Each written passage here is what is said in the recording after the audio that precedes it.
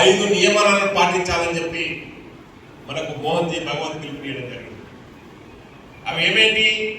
సామాజిక సమరసత, పర్యావరణ పరిరక్షణ, స్వదేశీ జనజాగరణ, అవగాహన, కుటుంబ చైతన్యము, పౌరుల విధులు సరిగ్గా నిర్వహించాలని చెప్పి ఈ 5 విషయాల లోపల మనం ముందుకు పోవాలనేటువంటి విషయంతో ఈ శతాబ్ది ఉత్సవాల సందర్భంగా ప్రతి కార్యకర్త ఈ 5 మార్పులు మన జీవితం లోపల తీసుకురావాలని చెప్పి పరమపూజ్య మోహన్ జీ భగవత్ గారు మనకు పిలుపునివ్వడం జరిగింది. సామాజిక సమరసత అంటే మనందరికీ తెలిసినటువంటి విషయం. హిందూ సమాజం లోపల మనందరినీ కులాల పేరుతోటి, మతాల పేరుతోటి, వర్గాల పేరుతోటి మన సమాజాన్ని, మన హిందూ సమాజాన్ని ముక్కలు చేసి విభజించి మన లోపల ఉన్నటువంటి అనైక్యతను ఆసరాగా తీసుకొని మత మార్పులను చేయడానికి ప్రయత్నం చేస్తున్నటువంటి సందర్భం లోపల మోహన్ జీ భగవత్ ఒక పిలుపునివ్వడం జరిగింది. ఏదైతే మనకు అనేక కారణాల వల్ల మన సమాజానికి దూరంగా ఉన్నారో వారందరినీ కూడా మనం కలుపుకొని పోయేటువంటి ప్రయత్నం చేయాలి. భారతీయ జనతా పార్టీ కానీ, సంఘం కానీ ఎక్కడ కూడా మీ కార్యకర్త కులమేందని అడగం. మనందరినీ సోదర భావాలుగా చూసేటువంటి మనస్తత్వం ఉన్నటువంటి కార్యకర్తలు మాత్రమే భారతీయ జనతా పార్టీలో ఉంటారు మిత్రులారా. కాబట్టి మనమందరం కూడా సామాజిక సమరసతను పాటించాలా. మన సమాజానికి దూరంగా ఉన్నటువంటి వ్యక్తుల దగ్గరికి వెళ్ళి మన సమాజంలో కూడా కలుపుకునేటువంటి ప్రయత్నం చేయాలా. అవసరమైతే వాళ్ళ ఇంటికి వెళ్ళి భోజనం చేసే ప్రయత్నం చేయాలా.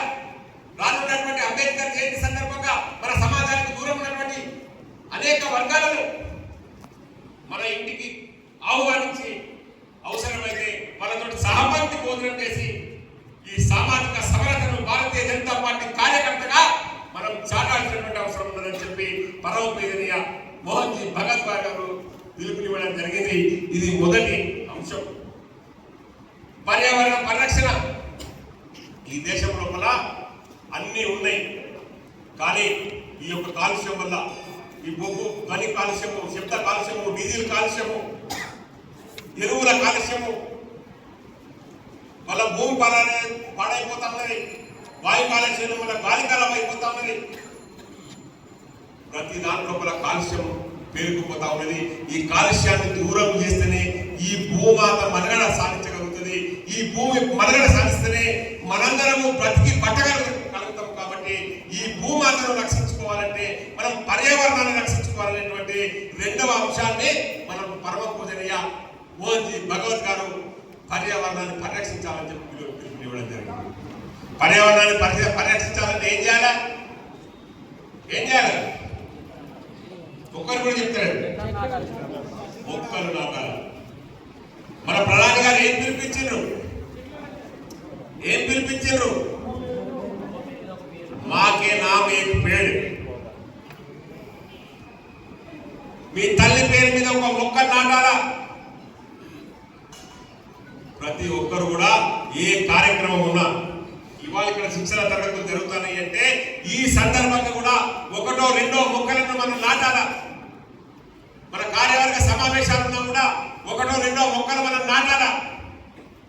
ప్రతి ఇంట్లోపల కూడా మీ తల్లి పేరుతోనో లేకుంటే మీ ఇంట్లో స్వర్గస్థులైనటువంటి పెద్దల పేరు మీదనో ఒక మొక్కనో, పూల మొక్కనో, ఒక గాలించే మొక్కనో, ఒక వేప చెట్టునో నాటి గాలి వదిలేయడం కాదు, దాన్ని పెంచే బాధ్యత కూడా మన మీద తీసుకొని ఈ పర్యావరణాన్ని పరిరక్షించాలని చెప్పి మన యొక్క ప్రధాని గారు పిలుపునివ్వడం జరిగింది. అదేవిధంగా మన మోహన్ జీ భగవత్ గారు కూడా ఈ యొక్క పిలుపునివ్వడం జరిగింది. కాబట్టి మనమందరం 2వ అంశంగా ఏం తీసుకోవాలి? పర్యావరణ పరిరక్షణ తీసుకోవాలి. ఇకపోతే స్వదేశీ అవగాహన. మనం అన్ని కూడా హిందుస్థాన్ లివర్, ఇంకేదో కంపెనీ, అన్ని హిందుస్థాన్ పేరు మీదే ఉంటాయి. కానీ ఏ దాంట్లో ఏమన్నా మనకు రాదు. కాబట్టి మనం కొనేటప్పుడు మన ఇండియా కంపెనీలు ఏమున్నాయి, మన స్వదేశీ ఉత్పత్తులు ఏమున్నాయి అనేది గుర్తించి మన స్వదేశీ ఉత్పత్తులను ప్రోత్సహించే విధంగా మనం ప్రయత్నం చేస్తే మన ఆర్థిక వ్యవస్థ బలపడుతుంది, మన డబ్బులు మనకు ఉపయోగపడతాయి. చేనేత రంగాన్ని మనము ప్రోత్సహించే విధంగా మనం ప్రయత్నం చేస్తే, చేనేత వస్త్రాలు దొరికితే మన చేనేత సోదరులు బాగుపడతారు. అదేవిధంగా ఎరువులను అనవసరంగా దిగుమతి చేసుకోకుండా వేప పిండిని ఉపయోగించడం, భూమిని ఉత్తుత్తగానే అనవసరమైనటువంటి మందులు కొడితే భూమి కోకో కోలా ఉన్నది మనదేనా కాదు, కొబ్బరి నీళ్ళు తాగుతుంది మన రైతులు బాగుపడతారు. ఇంతే, వేరే ఏం లేదు. కోకో కోలా తాగితే అమెరికాలు బాగుపడతారు, కొబ్బరి నీళ్ళు తాగితే మన రైతులు మన దేశం బాగుపడతారు. బేసిక్ ఇంతే. కాబట్టి నేను బాగా విపులీకరణ పట్టింది ఒక గంట 2 గంటలు అయితే కుదిరేది, అందుకని షార్ట్ చెప్తాను. కాబట్టి దయచేసి 3వ అంశంగా స్వదేశీ ఉత్పత్తులను, స్వదేశీ వస్తువులను ప్రేరేపించే విధంగా, ప్రోత్సహించే విధంగా భారతీయ జనతా పార్టీ కార్యకర్తగా, ఈ దేశ భవిష్యత్తును కోరుకునేటువంటి కార్యకర్తగా మనమందరం ప్రయత్నం చేయాలా. ఇది 3వ అంశం అని చెప్పి ఈ సందర్భంగా మనం చేస్తాం. కుటుంబ చైతన్యం ఏంది? కుటుంబ చైతన్యము అందరం కలిసి భోజనం చేస్తున్నామా? ఎప్పుడైనా మన ఇంట్లో చేస్తున్నామా? ఎంతమంది రోజు మీ పిల్లలు అమ్మ నాన్న కూర్చొని భోజనం చేస్తారు? ఒకసారి చేయగలరు.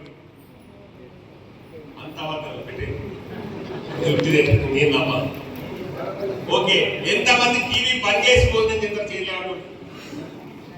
టీవీ బంద్ చేసి డాక్టర్ బాబు సీరియల్ చూడకుండా మా అక్కలు ఎంతమందికి అన్నం తింటారు నాకు చెప్పండి. చూస్తారా? యాంత్రిక జీవనం అయిపోయింది. మన పిల్లలతోటి మనం గడపటం లేదు, కుటుంబ చైతన్యం లేదు. ఇవాళ రాత్రి పొద్దుగా 8 గంటలు లేచి సంబంధం ఈ రోజులలో. కాబట్టి మోహన్జీ భగవత్ గారు ఏం చెప్పినంటే, కుటుంబాల లోపల కనీసము మనమందరం సాయంత్రం కూడా 1 గంట కలిసి భోజనం చేయడం ద్వారా ఒక మంచి వాతావరణం ఏర్పడుతుంది, సౌత్ గోదావరి వాతావరణం ఏర్పడుతుంది. తండ్రికి కొడుకు, తల్లికి కొడుకు, మామకు కోడలకు, అత్తకు అల్లుడికి కూర్చొని మాట్లాడడం ద్వారా, మనం కలిసి కూర్చొని భోజనం చేయడం ద్వారా, మనం ఆ భోజనం చేసేటప్పుడు కూడా ఈ ఫోన్ పోతా ఈ ఫోన్ పక్కకు పెట్టి ఒక 15 నిమిషాల పాటు కలిసి భోజనం చేయాలని చెప్పి మన యొక్క మోహన్జీ భగవత్ గారు ఇటువంటి అనేక అంశాలు కుటుంబ చైతన్యంలో మనం నేను మర్చిపోకని చెప్తా ఉన్నాను. కాబట్టి మనం మన కుటుంబ వ్యవస్థను బాగుపరచుకోవడానికి, మన కుటుంబంతో అన్నదమ్ముల మధ్య, అక్కచెల్లెల మధ్య, తండ్రి కొడుకుల మధ్య, తల్లి కొడుకుల మధ్య సంబంధాలు సరిగ్గా పెంచుకోవడానికి సరి అయిన సమయం ఇచ్చి వాళ్ళ సమస్యలు ఏంటో తెలుసుకొని మనం ఏం పరిష్కారం చేయాలని కనుక్కొని కనీసం భోజనం చేసే సమయంలో మనం కూర్చొని మనం మనస్ఫూర్తిగా మాట్లాడుకుంటూ భోజనం చేసినట్లయితే మన యొక్క కుటుంబ వాతావరణం మారేటువంటి అవకాశం ఉంది. కాబట్టి 4వ అంశంగా కుటుంబ చైతన్యాన్ని మనం పరమ పూజనీయ మోహన్జీ భగవత్ గారు తీసుకోవడం జరిగింది. ఈ ప్రభుత్వం మన కోసం పనిచేస్తాం. ప్రభుత్వ ఆస్తులన్నీ మన ఆస్తులు, వాటిని రక్షించాల్సినటువంటి బాధ్యత మన మీద ఉన్నది. ఇటీవల మనం చూసినాం ఏంది, మన ఆర్మీ లోపల రిక్రూట్మెంట్ విషయం లోపల హైదరాబాద్ లోపల కావలసుకొని ప్రేరేపించి పోయి రైల్వే ఆస్తులను ధ్వంసం చేసుకుంటూ కాలబెట్టుకుంటూ వీడియో తీసి మనకు సోషల్ మీడియాలో పెట్టుకుంటున్నారు. గుర్తున్నదా మీ అందరికీ?